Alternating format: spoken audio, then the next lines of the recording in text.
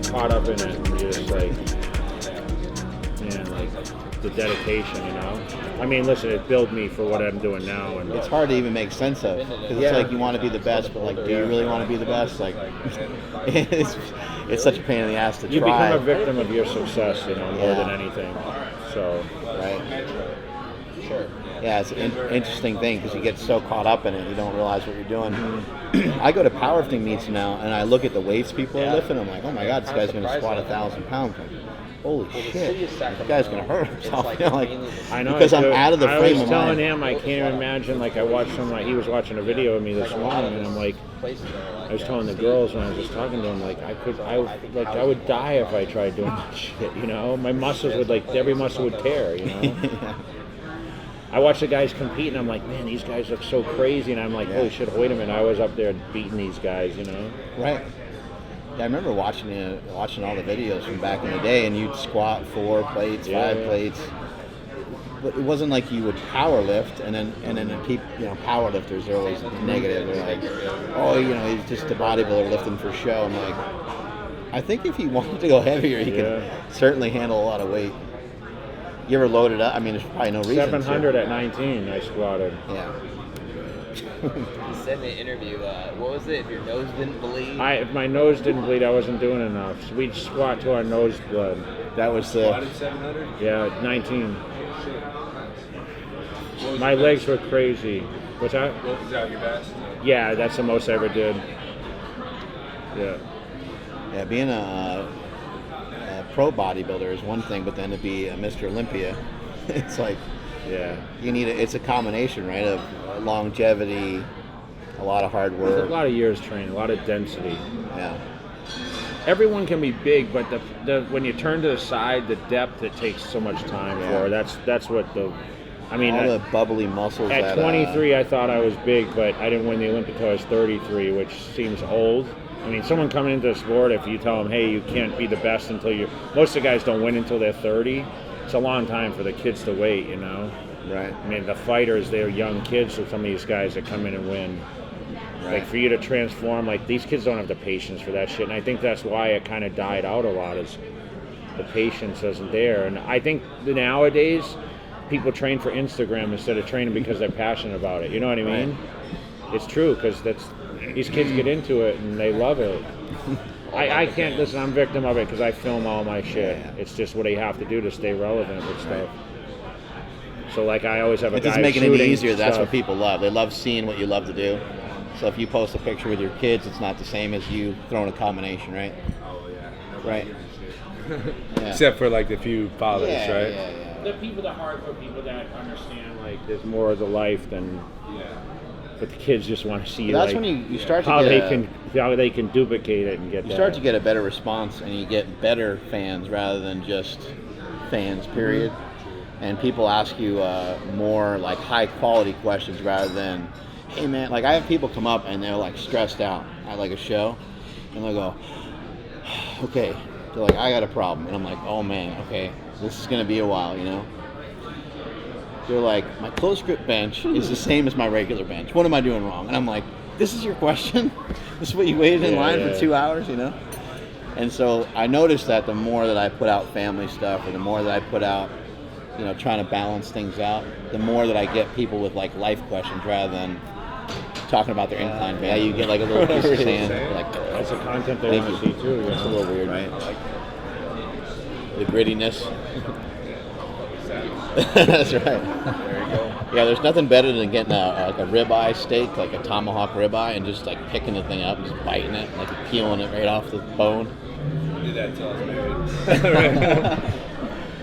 The wife had to say, hey, that's not the way we do it. My wife put a stop to a lot of my practices. Kids too, right? Yeah. Yeah, the kids make a big difference. It's fun. How old are your kids? 7-year-old twins and a 2-year-old girl. Oh, nice. Boys on the twins? Yep. Nice. I used to walk around like shit, fuck, hell, damn.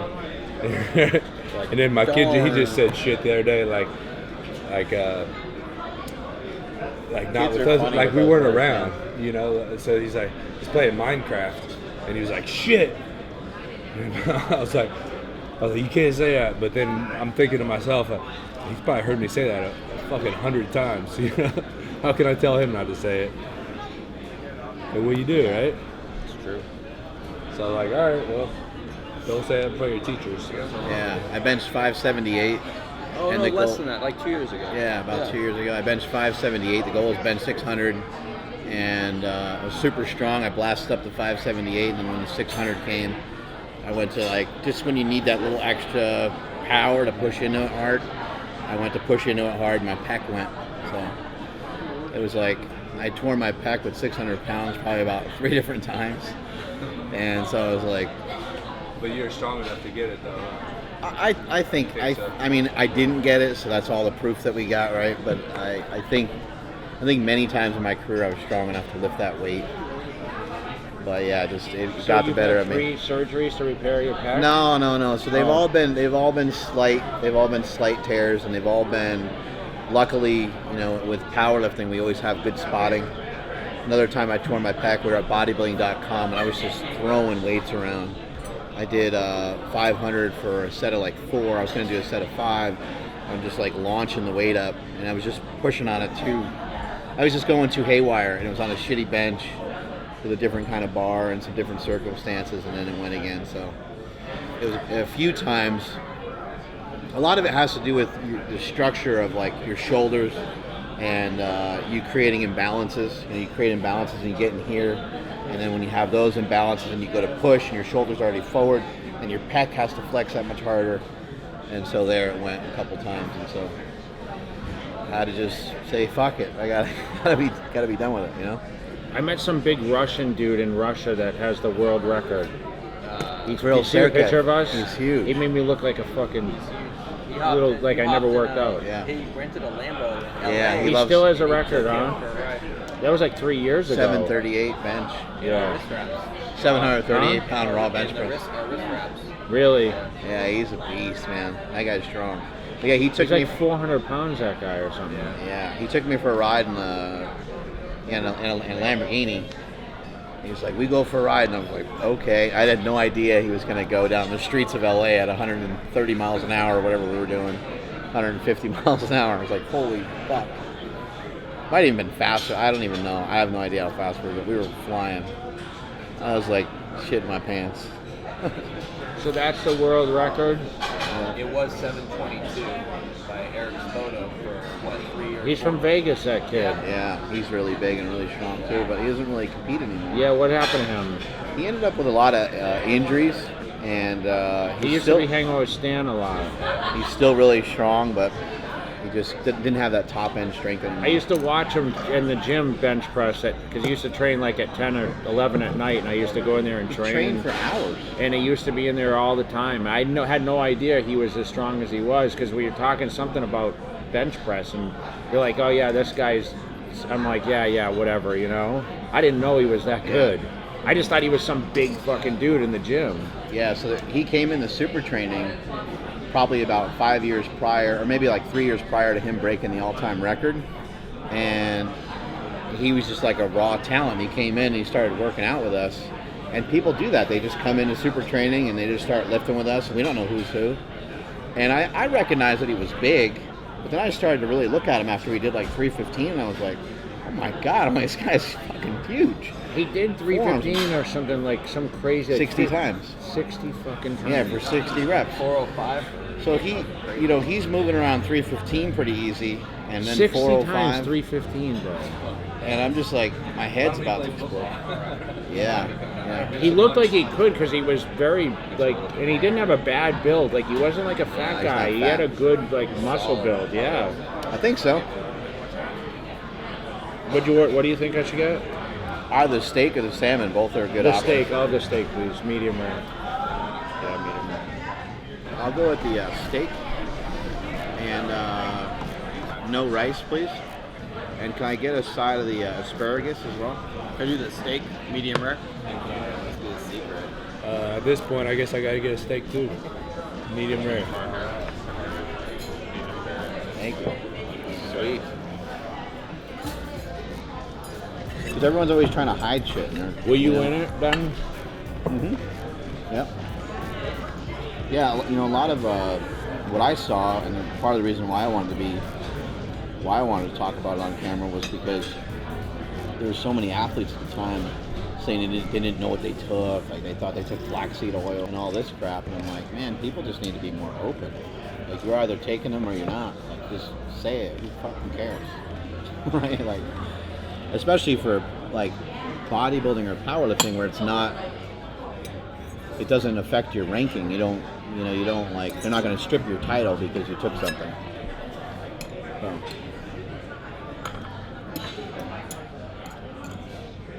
You guys know about a CSA gym? Yeah. Can I get one of those cheese? Yeah.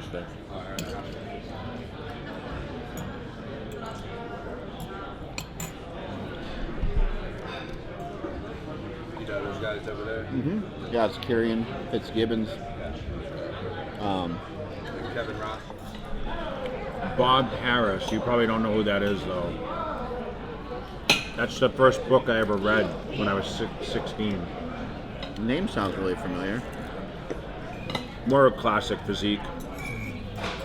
You know, Sylvester Stallone's the reason I got into bodybuilding. Really? Rocky movies. Rocky, what, 3? Rocky 4. I was 12 then. Shredded. Him and Drago. He was 154 pounds. Wow. In that movie. But I thought he was huge.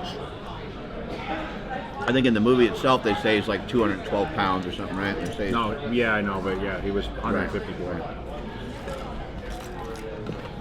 And we thought Drago was big, right? But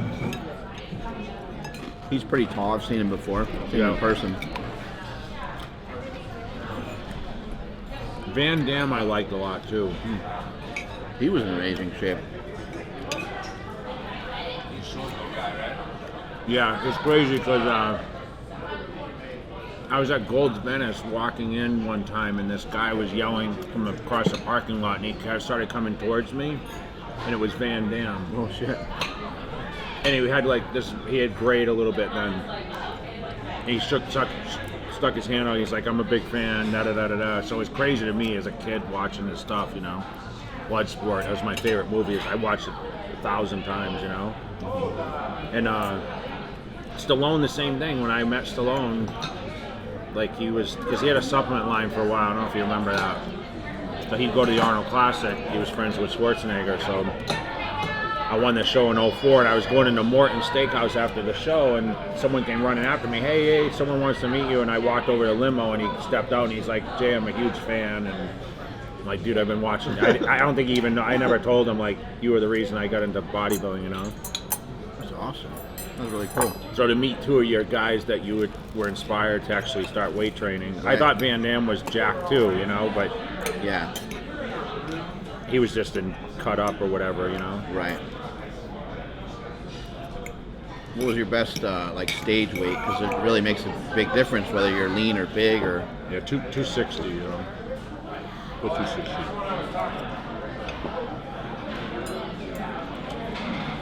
When you were a little lighter, you'd be too small. When you were bigger, you'd be a little too puffy. Something like that. I mean, I have one shows at 270 something, but I was 315 in the off season, my biggest. Wow. What are you now? 235. I'm like him, I'm trying to shrink. Yeah. I'm trying to lose weight. It's like hard, right? Weird. It's so hard to lose muscle, man. Like, especially if you eat and still work out. Like if I didn't train and I didn't eat, I'd be shrunk down. But I started at 200. Like out of high school, I was 200 pounds without lifting weights. I was stocky. So I'll never be that light again. I mean,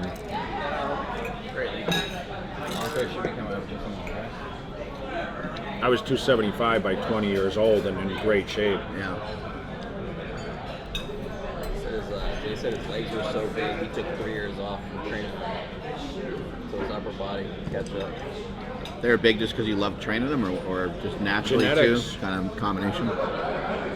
They got too big too fast. No, I'm good. Didn't know like training him. Get some ice for this too, please. Some more ice there. Yeah. They say legs are the easiest body part to build, though. You know that, right? It makes sense. It's just that people don't know how to train them because they don't know how to stimulate. Too many guys roll through a squat and they use their hips for, like, or their glutes for power instead of actually the slow. You know, you have to go down slow and then explode up, and a lot of people don't know how to do that. They use their joints to actually do the movement. Yeah. Powerlifting, we try to get the movement as fast. But you gotta engage your glutes and hamstrings and everything else that will power through. Well, you also need a light enough weight to where you can kind of think about it and be more in control. You know, if you have 500 pounds on there, and that's like 90% of your max, it's hard to be like engaged and focused and move it the way that you're talking about. That's And what I think tell bar people. placement's important too. Everyone's structure is different, so where the bar sits on your back when you squat, you know, that's the thing. Like, and I did front squats; those are great for me too, for building legs. I think that's a great exercise. Hack squats are really good for me.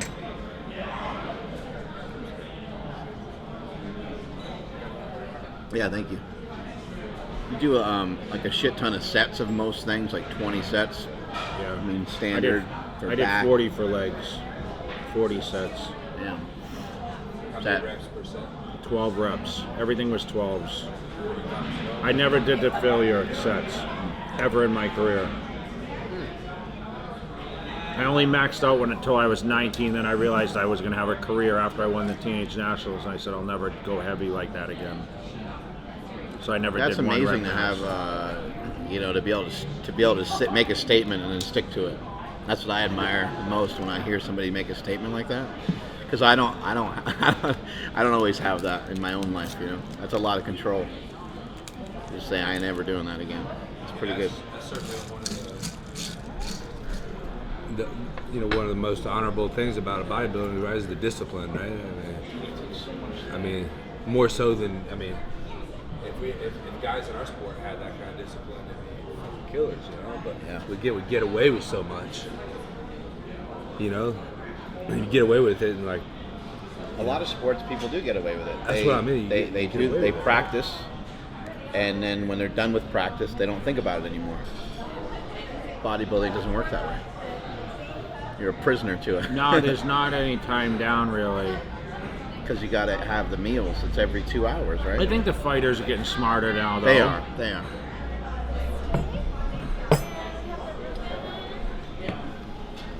And if they knew how to eat, they would have to be like eating. They'd have to be pounding more food, right?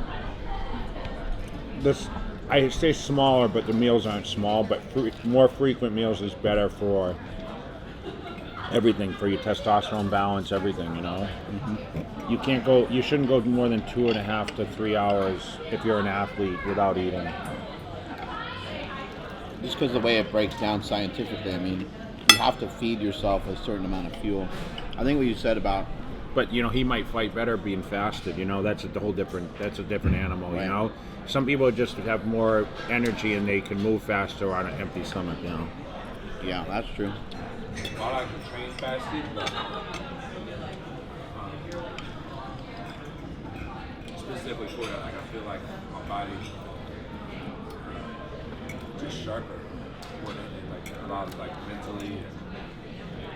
But I guess when I said like I only eat like 3 or 4 meals a day, I still eat snacks a lot.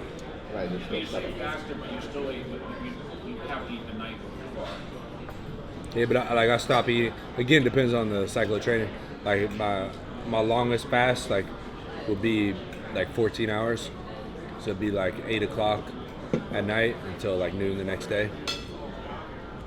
That's the longest I've ever went. But the only reason I even like doing that is, you know, I do feel better training on an empty stomach, but the weight just falls off so much faster when I do that. You know, and it's just something I started with the keto, right, in the past, like, couple years. And I noticed, like, my body, I'm not sure, you know, you'd probably be able to tell me better than I would, you know, because I don't understand nutrition quite as well, but I felt that my body had kind of, as it got older, maybe less metabolically flexible. Like I wasn't, like if I would eat a little bit of carbohydrate, like it would just put fat on me right away. So I would just start cutting that out, and then I start doing the keto. You know, like I've worked with a lot of nutritionists, and maybe I just haven't never had the best one, but I feel like they make a lot of mistakes with that stuff. So I've done it all myself mainly. You know, no one can tell you what. They don't live inside your body and tell you how your body assimilates shit. You know. And I think that's what I was getting at. Is, you know, they kind of they give you what they tell them the same thing to everyone else. Right. But maybe I just didn't have a good one. I don't know. Well, it probably takes a little while. You know, if you haven't really eaten carbs, or if you haven't really eaten like a bodybuilder, maybe it takes time to shift into it. Maybe now that you have, you know, some time off with your knee, you can play around with some different diets and see how you feel based off them. I never felt better in terms of like strength and being lean than on a bodybuilding diet. And people hear me talk about keto all the time. Keto is a way for me to control the overall food that I eat. It's the easiest path for me to do that. And so therefore that's what I choose to do. But stuffing rice down my face, chicken breast, and eating every 2 hours, that was you know, I benched 500 for 3 reps, weighing 240. You know, I was only able to do that because I had carbs in me too, because the carbs were giving me almost like enough cushion in my body and enough water and fuel in my system to be able to push those weights that way. Whereas if I was on a keto diet and if I was depleted of carbohydrates, that would be a lot harder to try to do the same When I thing. really started using the keto, I never had any nutritionists work with me on this or anything. It's something I figured out myself, because I can kind of gauge how much carbohydrate I'm burning per workout. So for instance, I could take a carbohydrate maybe around 60 to 70 grams before a hard workout, before an MMA workout, be in ketosis after the workout. Now, if I get up to like 100, 120 grams before the workout, then I wouldn't be in ketosis afterward. So I would assume that those were extra carbs that were unnecessary. Of course, then, you know, I got to worry about recovery and, you know, the next 24 hours and everything. But that way, because then when I'm cutting severe weight at the end, where I'm cutting, you know, 20 to 23 pounds by the last 3 or 4 weeks, now I know exactly how much carbs I'm going to need for the workout, and then be able to just be in a caloric deficit the other 20 whatever hours of the day. All that depleting stuff never worked well for me. You either kind of have it or you don't. Like you're ready, you're prepared, or you're just not, right? I mean, it's more fluid depletion and the cutting. I mean, I've lost 30 pounds in 3 days too, you know. That didn't work great. No, I mean, it did for me as long as I was full before I did it. Because remember, you have to retain the fullness of the muscle. As long as your muscles have glycogen, which is from the carbs, you're good. I mean, some of my best looks is crashing down and losing water fast the last few days. When you guys water load, how much? I drank 3 gallons of water a day. I would cut down, and then I wouldn't drink for like 2 days. Really, just sip a little bit. Okay. That's pretty similar to what we do. For 10 days, starting out. I would drink 3, like all the way to like I would drink a lot of fluids every day. Oh, so But I was sweating a lot. I was training 4 times a day, most of the days. Okay. So I was losing a lot of fluid. Plus, I was eating so much food. I need to drink a lot just to simulate the food. Now, when you're training 4 times a day as a bodybuilder, 2 cardio sessions, 2 weight sessions. okay. 2 separate body parts, Yep. like buys, morning. Yeah, and then I do like a big body part in the morning and then a small one at night. Training at home and at commercial gym too, or no? Or just all I at the do all my commercial gym? cardio at home. I did stairs or elliptical. You're married now. Were you married then? I was married. I'm not married now. Okay. I was with a chick for 23 years. High school chick. Wow. We're still close, but we got divorced at To clear it up, 38. you weren't with a high school girl. You were with a girl since high school. Yeah. I told her on the first date at 16 that I was going to be a bodybuilder, and I didn't start training until 2 years later. Actually, That's so weird. I had it planned, everything. I read about it. I learned about it. I realized I wanted to lift weights and try to be a professional bodybuilder. Did you learn a lot of it on your own? Yeah. Yeah. Pre-internet, you know, magazines. I used to go to GNC and buy books, and I studied the steroids and stuff too, you know, like what to take, and it was just basic testosterone. I mean, that's what really irritates me now, and I mean, I'll talk about it when you guys on the podcast, but these kids now think it's all drugs. But when you start off, like when you're young and you have no money, I mean, how are you going to buy, like people think, oh, how are you going to afford the drugs? But it's very, very simple. It's a little testosterone, you know, that's all the body really needs. Everything is kind of derivative off testosterone. So it just irritates the shit out of me when they're like, oh yeah, all the money you made, you need a ton of money to buy the drugs. It's not like that. But the drugs have changed, and that's why I think You can't really get the result. I mean, you're looking for it if you don't have the nutrition base, right? You know, you need the nutrition. That's what I was taught early. I mean, I had this guy Chris Aceto who he was That's 2 what I know hours who he away is. in Maine, you know. So What does he do now? He's still around, right? he's doing real estate like crazy, but he still does a lot of nutrition for like He would be the amazing top to get on a guys. podcast. The funny thing is like He's been big there's for a so long you heard about like Hani, who was Yeah. he did biochemistry or something, right? Chris Aceto graduated first in his class in nutrition exercise degree. Shit. So he's the only legit nutritionist in our business. There was another guy, Chad Nichols, he did Ronnie I've heard the Coleman. name, yeah. But these guys weren't nutritionists. They were just guys that learned about nutrition and drugs, you know? Right. There's just so many variables, and everyone, like I was saying to him, is like people sometimes can't eat a lot of carbs. Someone like me, I mean, Hani will tell you I ate more food than anyone he's ever worked with. Like he grabbed me late in my career. I was already great. I was already winning Olympias. I just happened to lose the year prior, and he's thinking, oh, I'm going to train Jay. He said, you are so unpredictable in your diet. I've never experienced anyone that had to do the things that you had to do. He couldn't believe the amount of food I could still get lean on. So when you say a textbook, when you talk about like these keto diets and stuff, Right. and oh, you have to drop your carbohydrates to get lean, my body never worked like that. It was Right. It was way off the textbook. What you could ever imagine. He Yeah. was able to adapt to that. Well, he had to learn. I mean, it's hard when you pick up a guy that you're training for the first year, and I came back probably my best ever the year he trained me for the 09. I came back and won the title. And everyone wrote me off that year. Like, everyone's like, oh, he's done, he's That must have finished. felt good. So it was kind of great Yeah. when I came out, and like, as soon as I walked out, everyone's like, holy fuck, this guy's just demolishing everyone, you know? Because I had everything. I had nerve issues. I had a disc issue. So I was doing this DRX 9000, which was a decompression fucking bit. I don't know if you've ever seen those machines. So it literally pulls you, Oh, yeah. Like, and it's crazy money. like Braveheart It cost style. me like Disembowels you. $5,000 for like 10 sessions in this thing. Wow. And I'd get off the fucking machine after 30 minutes, and I couldn't stand up because it literally pulls your body apart slowly.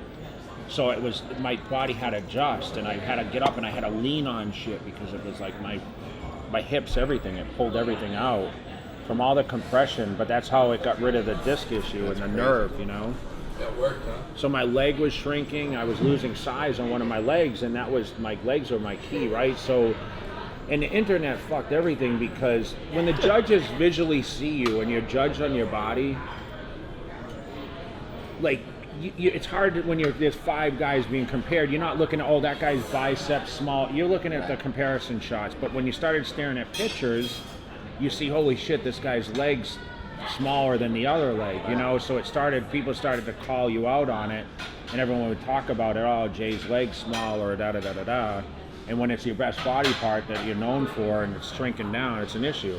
I mean, it's like Ronnie with his lat and his tricep. Eventually, when I beat him, right, he had the nerve issue. He had a C7 issue, and he had the surgery. That's the beginning of all his surgeries before, you know, everything went haywire after that. C7 shrinks your tricep, I think, and the lat or something. Yeah. The nerve. Compressed nerves, no joke. But that decompression worked pretty good. It was unbelievable, yeah. But it's so hard to find the machines. There was one in Vegas. I found a chiropractor who had it at the office, and I started doing that. And then I literally, I don't even know if he's in business now. No, but I went to him a lot. I know he works with all you guys. He did all of the active release stuff on me. He worked me a lot. He was good. Yeah, he's really into the UFC guys, though. Yeah.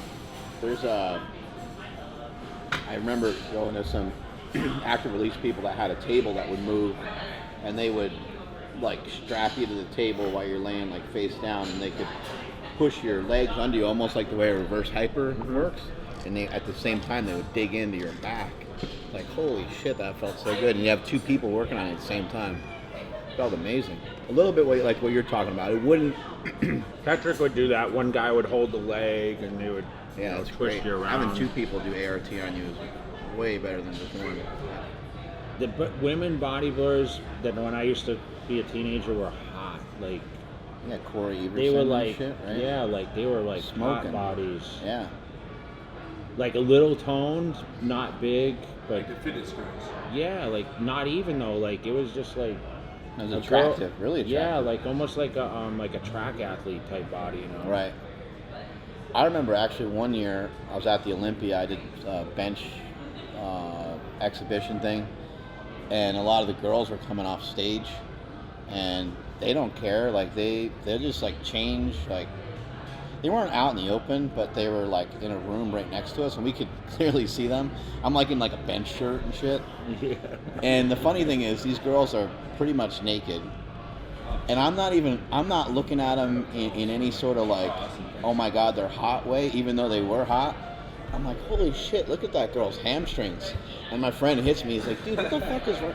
He's like, what's wrong with you? Such a meathead. I'm like, look at this separation in the hammies and the calves. And he's like, you're a fucking idiot.